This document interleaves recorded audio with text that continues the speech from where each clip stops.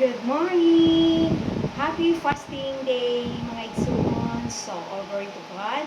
Kay maayo ang among pag-abot karon diri sa among balay. Balay sa Ginoo.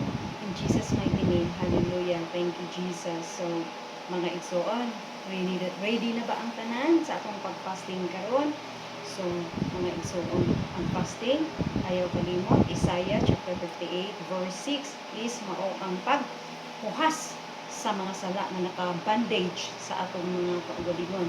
Usa mao kana ang dili na pagkalimtan mga igsoon nga naaman tay dugay na nga sakit nga bukang-bati, bisag unsaon kami diha sa pag-ampo.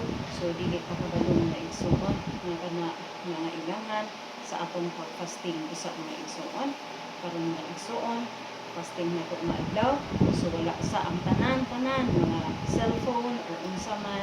So focus ta diha sa pag-ampo o pag-fasting sa atong mundo. So all to God, ayaw kalimot, Jesus loves you and I love you all. Bye.